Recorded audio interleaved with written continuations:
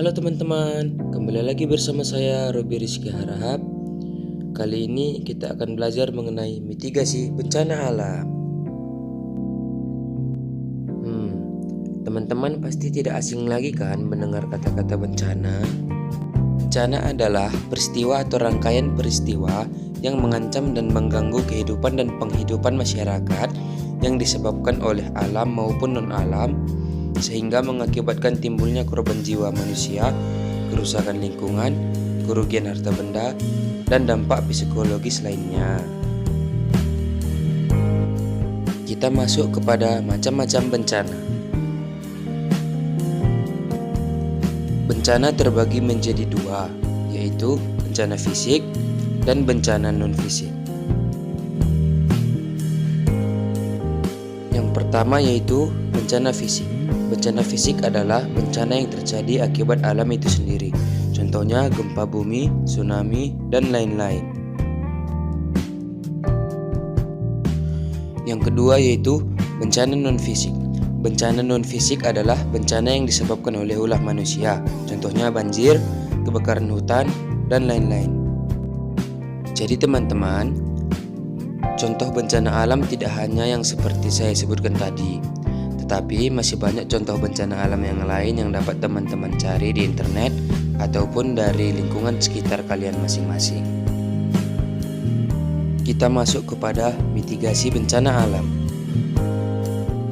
Mitigasi bencana. Mitigasi adalah upaya yang dilakukan untuk mengurangi atau menghapuskan kerugian dan korban yang mungkin terjadi akibat bencana. Menurut pasal 1 ayat 6 Peraturan Pemerintah Nomor 21 Tahun 2008, mitigasi bencana adalah serangkaian upaya untuk menanggulangi risiko bencana, baik melakukan pembangunan fisik maupun penyadaran dan peningkatan kemampuan menghadapi ancaman bencana. Hal-hal yang harus kita lakukan. Gempa bumi. Bencana ini merupakan guncangan yang terjadi di permukaan bumi yang disebabkan oleh tumbukan antar lempeng bumi atau patahan aktif. Aktivitas gunung api atau runtuhan batuan getaran gempa tidak membunuh. Yang membunuh adalah benda atau bangunan yang roboh akibat tidak tahan akan getaran atau fondasinya yang buruk. Hal lainnya karena kebakaran atau tertimbun longsor yang disebabkan oleh getaran bumi. Cara menghadapi gempa bumi. 1. Utamakan keselamatan diri bukan barang. Yang kedua, lari secepat mungkin keluar ruangan atau rumah. Yang ketiga, mencari tempat berlindung. Lindungi bagian vital khususnya kepala. Yang keempat, carilah tanah lapang. Yang kelima, jauhi peralatan rumah yang mungkin akan jatuh. Yang keenam, waspada terhadap reruntuhan batu dan tanah longsor. Yang ketujuh, segera berlari ke dataran yang lebih tinggi. Yang kedelapan, waspada terhadap gempa susulan. Yang selanjutnya yaitu tsunami. Bagi penduduk di wilayah pantai atau pinggir laut, gempa bumi dari arah laut berpotensi dan merupakan petanda umum terjadinya tsunami.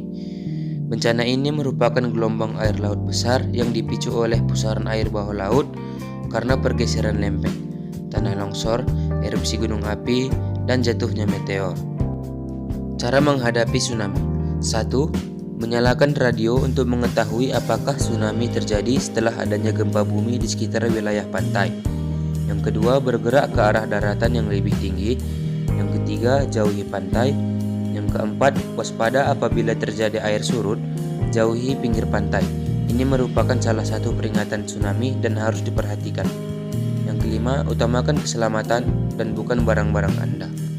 Banjir. Bencana ini terjadi akibat curah hujan yang tinggi dan tidak diimbangi dengan serapan tanah yang cukup. Cara menghadapi bencana banjir. 1. Jika terjadi banjir, segeralah beranjak ke tempat yang lebih tinggi. Yang kedua, waspada terhadap arus bawah saluran air, kubangan, dan tempat-tempat lain yang tergenang air. Yang ketiga, amankan barang-barang berharga Anda di rumah. Yang keempat, matikan semua jaringan listrik. Jangan sampai Anda menyentuh peralatan yang bermuatan listrik apabila Anda berdiri di atas air.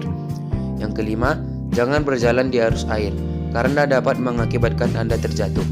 Bila terpaksa, berjalanlah pada pijakan yang tidak bergerak. Gunakan tongkat untuk mengecek kepadatan tempat Anda berpijak. Yang keenam, jangan mengemudikan mobil di wilayah banjir. Apabila air mulai naik, abaikan mobil. dan keluarlah ke tempat yang lebih tinggi. Kebakaran hutan dan lahan. Bencana ini merupakan bencana yang dapat terjadi karena sengaja atau tidak secara langsung dilakukan. Bencana ini seringkali menyebabkan asap dan dapat mengganggu aktivitas dan kesehatan masyarakat. Cara menghadapi kebakaran hutan dan lahan. 1. Melakukan penyemprotan air apabila kebakaran hutan berskala kecil. Yang kedua, jika api dari kebakaran berskala luas dan besar, kita dapat melokalisasi api dengan membakar daerah sekitar kebakaran dan mengarahkan api ke pusat pembakaran, yaitu umumnya dimulai dari daerah yang menghambat jalannya api seperti sungai, danau, jalan, dan puncak bukit. Yang ketiga, melakukan penyemprotan air secara merata dari udara dengan menggunakan helikopter atau pesawat udara. Yang keempat, membuat hujan buatan.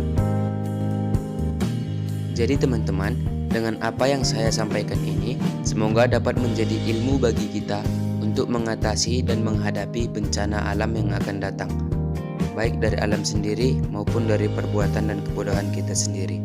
Mari kita jaga lingkungan dan alam kita ini.